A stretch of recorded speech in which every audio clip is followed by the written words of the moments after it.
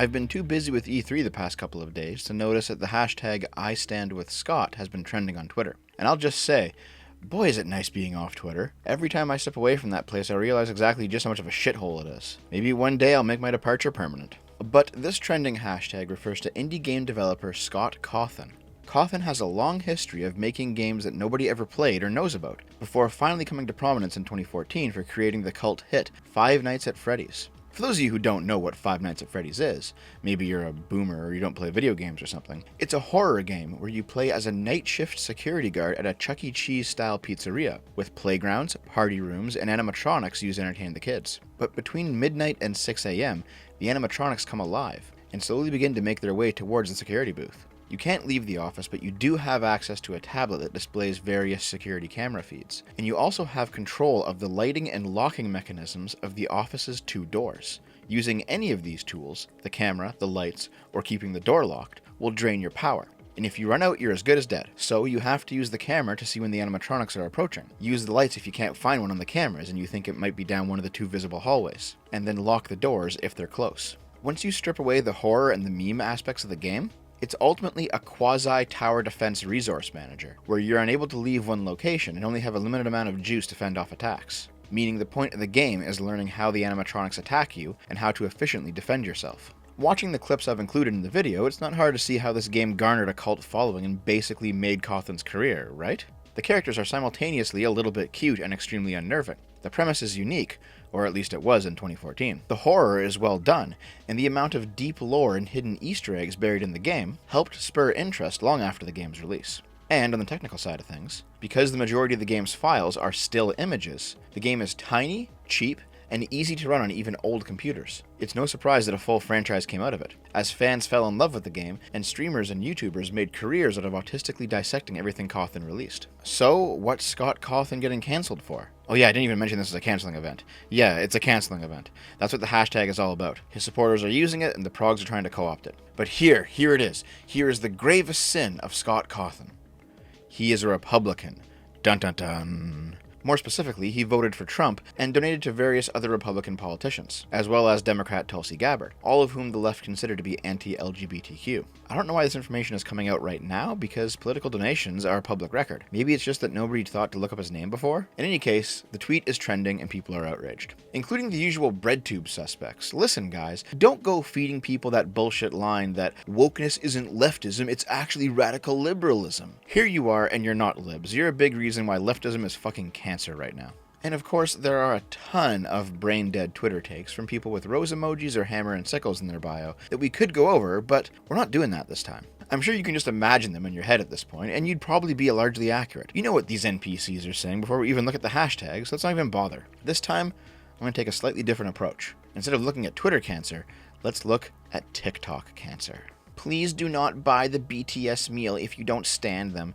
You're preventing actual BTS fans who have waited for months for having the BTS meal experience. Eating the sauces without understanding their significance is literally cultural appropriation, and it's not okay. If you don't know what the fuck she's talking about, BTS, or Bangtan Sonyeondan, or Bangtan Boys, is a Korean boy band, and McDonald's is currently having a promotion related to their band. I don't know a single thing about any of this. I find the Korean boy band thing to be pure cancer. But the important point here is that she called the consumption of the promotional material cultural appropriation. And by the widest definition of the prog zone rules, she's technically not wrong. BTS stans are a subculture. And if cultural appropriation is consuming a part of a culture without fully understanding it, then eating the meal without liking BTS is definitely cultural appropriation. This is an idea I covered more fully in my Consumption as Identity video, where the main thesis was that there's been a subtle shift in how people approach collective identity. Before, if you identified as having an immutable characteristic, like if you were publicly gay or something, the immutable characteristic was something that you could be discriminated against for. And shouldn't be, because, well, it's an immutable characteristic. It's not your fault, you were born this way. But nowadays, if you identify as having an immutable characteristic, it's the identification, not the immutable characteristic, that is considered the linchpin for discrimination. Eventually, this became a demand for any identity at all, whether or not it had an associated immutable characteristic, to become a protected class, as long as that class contained a collective of people with the proper political opinions. Which is how you get ridiculous, hypersensitive individuals demanding that you play choice-based video games according to their specific headcanon, or only ship specific characters in a fandom, or else it's bigotry. And of course, by this standard, eating the BTS McDonald's meal without being a fan of BTS is oppression. I'm bringing this up in the context of a video about Scott Cawthon to make a specific point. There's a handful of other games that are kinda like Five Nights at Freddy's. Not in that they're horror games about animatronics, but rather because they're all games that heavily resonated with gamers, inspiring works of art or remixes of music, creating entire communities generally centered around Twitter or Tumblr, and launching the careers of streamers and YouTubers who obsessively play the game.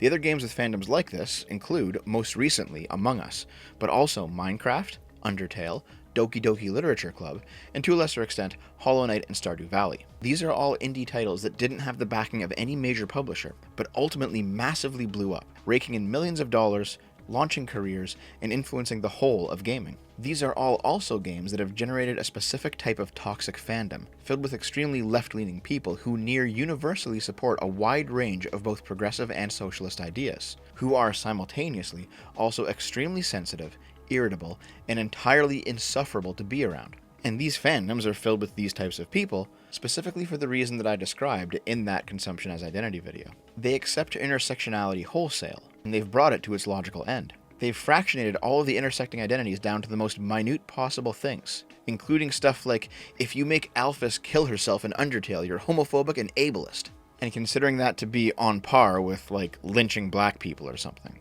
I've even seen this attitude creep into more mainstream games, with idiot journos saying that you're a bigot if you don't play as FemShep, and allow Garrus and Tally to romance each other by staying away from both of them. This is obviously a fucking stupid position to hold. But what do you think happens if you take one of these games, with these toxic fan bases full of wokescolds who have decided that their love of the game should be a protected political class, and then reveal to them that the game's creator is a Republican? Well, you get the meltdown that we're seeing right now. Some people are even calling for Markiplier to be considered the true creator of Five Nights at Freddy's, since he streamed it back in the day and helped it blow up, and he's still stuck in that progressive stage that you should have grown out of by your mid-20s. It's one thing to actively hate gay people, seek them out, and harm them in some way. It is another thing entirely to be a Christian and disagree with gay people acting on their sexuality, but still be kind to the gay individuals that you happen to meet. From all accounts of Cawthon's conduct, from fans who have met him to statements he's made, he's the latter, not the former. He seems to accept LGBT people, but not what a Christian would call the LGBT lifestyle, which is exactly what Christ calls him to do with the whole hate the sinner, not the sin thing. There is a huge gap between this guy and the Westboro Baptist Church, but I would not expect a prog to understand that. There is a lesson here, a lesson that the screeching Five Nights at Freddy's fans will probably never learn, but I will present it here anyway. Not everything about you needs to be accepted by every person you come across. If you're gay and you meet a Christian, and that Christian doesn't violate your rights in any way at all, he doesn't mistreat you or act rudely, he simply thinks you shouldn't fuck other men, and he will tell you that opinion straightforwardly if you happen to ask him for it, then you have zero reason to complain. He's not doing anything to you, but he's also under no obligation to accept all of you, and neither is anybody else. This is even more true with trans people. A lot of the most radical rhetoric regarding trans activism right now revolves around requiring everybody, every single human being, to accept all trans people as they want to be accepted, or else you're literally killing them. It's a ridiculous notion. And even though I would do it, I still ultimately retain the right not to. And you can think whatever you want of me regarding that, but you won't force me to say something, no matter what it is, period. Most telling of all, if your transness is truly about your identification, it's truly about how you feel and not anything else, then you don't need anybody else's acceptance, right? I have met a lot of people in my time who haven't accepted one aspect of me, whether that's a part of my personality, or my history, or my profession, or my tone of voice, or my political beliefs, or my race, or gender, or sex, or sexuality, or whatever else. We all have some quality that somebody else is not going to accept about us, and that's okay. It's not a violation of your rights if somebody doesn't accept you for who you are, and does nothing else to you. And of course, you are also under no obligation to continue to talk to somebody who doesn't accept you too. But that's the whole point of voluntary association, isn't it? Cawthon made a post on Reddit about the controversy. He did not issue any kind of apology in this post, which made everyone even angrier. He also said he didn't care if he was cancelled, as he makes games for the love of the craft, not for money. He said that he supported Trump because he believed Trump would be the best for America's economy and confronting her overseas enemies. And he also believes that candidates with strong LGBT rhetoric, but who were weak on the economy and on defense, would ultimately cause more harm to LGBT people, and straight people as well, through the mismanagement of those other issues. In the end, this is a lot like Notch, the creator of Minecraft. From all outward appearances, Notch is not a progressive, he's a liberal. Due to his sale of Minecraft to Microsoft, he has what is known as fuck you money, meaning that he doesn't have to worry about being cancelled because they can't do anything to him. What are they going to do, fire him? He's sitting on a giant stack of like $100 million. It doesn't matter anymore. And so, when it comes to his interactions online, he says what he likes. Back in 2019, when Minecraft was hitting its 10-year anniversary, Microsoft removed all mentions of Notch from the game, and then said that he would not be a part of the 10th anniversary. At the time, progressives branded this as Microsoft rescuing Minecraft from Notch, in much the same way that people want Markiplier to rescue Five Nights at Freddy's from Scott Cawthon. These are large, important properties to the subculture of gaming. They are absolutely surrounded by, used extensively by, and loved by progressives. These progressives expel people who are ideologically impure all the time. And if it turns out that the creator is ideologically impure, well, he needs to be memory holed, even if it's by a corpo, in the name of that all-encompassing ever march leftward. And this is absolutely something people are really tired about. I think that's why this tweet of mine went viral, where I posted Dr. Manhattan evaporating the guy that says, as a content creator with a large audience, you have a responsibility to use your platform. No. People loved this because, frankly, everybody's tired of it. Just because you made Minecraft, just because you made Five Nights at Freddy's, just because you have some big YouTube channel, some big Twitch channel, whatever, none of that means that you have to push progressive politics. I've even been given that, and my channel is, it's not nothing anymore, but it's small compared to these guys. I've been told at least a few times now by local progressives that don't I have a responsibility to act in a certain way and talk about certain topics and push certain causes because my channel has, at the time, 90,000 subs? No, I do what I want. If you have politics, if you have ideas you want to push them on your own platforms. And you know what? I did actually get replies from some progressives, and they basically restated the content of the image. But don't you really have a responsibility to do that? No. Cawthon ends his reply post, which again wasn't an apology, by saying, if people think I'm doing more harm than good now, then maybe it's better that I get cancelled and retire. I would accept that. I've had a fulfilling career. Besides, most things that people can take from you are things that never had much value to begin with. I have always loved, and will continue to love, this community and this fan base, even if someday it doesn't include me anymore. And to be honest, this is the best possible way that one should handle a canceling attempt. In fact, it's what I described as the best possible way in my Encyclopedia Problematica video. Maybe Scott Cawthon watches my channel. Hey Scott, if you're here, leave a comment. Also, Five Nights at Freddy's kind of got bland after the second one, eh? But the point is, here's what you should do. You plant yourself firmly beside what you believe. You refuse to budge, and you flip the bird to everybody who wants your blood. They can only take from you if you let them. So don't. I like each of my videos to have a thesis beyond the initial event that gets the ball rolling, so that it's not just about the current news cycle, but something that you can watch a year later and still pull something out of it. And this time, here is that thesis. There's this drive nowadays for the ultimate tolerance and acceptance and inclusivity. Everybody must be made to feel like they're part of the collective at all times, or else it's oppressive, it's othering. But the truth is, you can't make everybody like you. And sometimes there's even value to being the outsider. But no matter what, there will always be people who don't like you for some reason or another. That's not necessarily an excuse to piss people off for no reason, although trolling can be pretty fun sometimes. But most of the time, there's always going to be some quality about yourself that somebody else will not accept you for, whether it's fair for them to do so or not. You can't change that.